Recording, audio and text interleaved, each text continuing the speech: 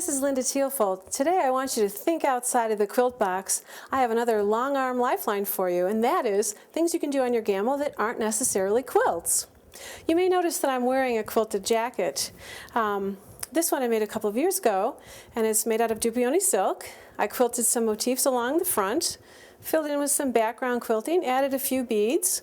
You may notice that on the sleeve I made the design a little bit larger. I thought it was a really nice place to put something you could really see.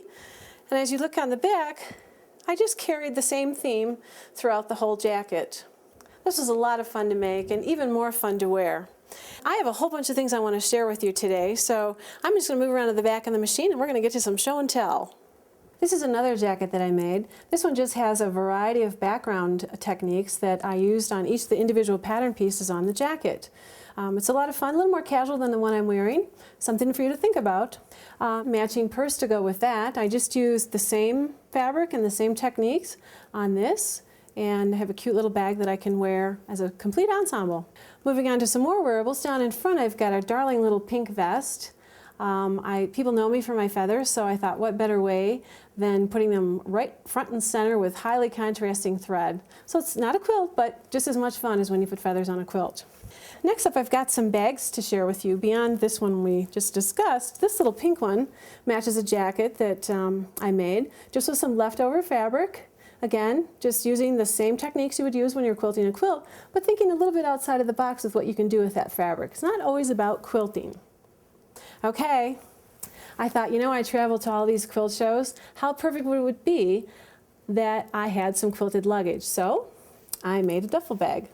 Right down in front of this duffel bag is a cute little evening purse that I made to go with a suit.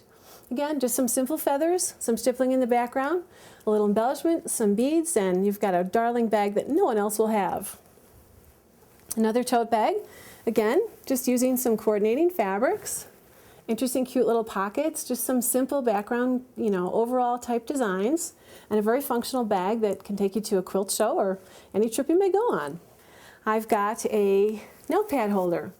Again, just some fun batik fabric, and I quilted some feathers on them. A little bit of cardboard, a little bit of glue, a little bit of stitching, and I have a nifty little pad holder that I take when I go to quilt shows and take classes. For all of these, you might be wondering, where do you start? Well, it all starts with a pattern, and there's lots of them available. There's commercial patterns just about every fabric store, quilt shops, there's all kinds of choices. Experiment, try something new. Making something to wear or to carry is just a lot of fun. This little pin right here, I made the fabric on my long arm. This was just made with some bits of thread and trims and things. I'm a knitter in recovery. And using some liquid starch, I formed it into a pin, added a few beads, a button, and I have something interesting and fun to wear. And I made it on my Gammill. And the last thing I want to share with you is something that I use in my home every holiday season, and that is a Christmas tree skirt. Just a little bit of satin, some metallic thread, throw in some feathers, and you've got this darling quilted Christmas tree skirt. I hope you've been inspired by some of the things I've shared with you today, and that you too will think outside of the box, because it's not just about quilts. I'm Linda Thielfoldt, and remember, Gammill helps you realize your dream.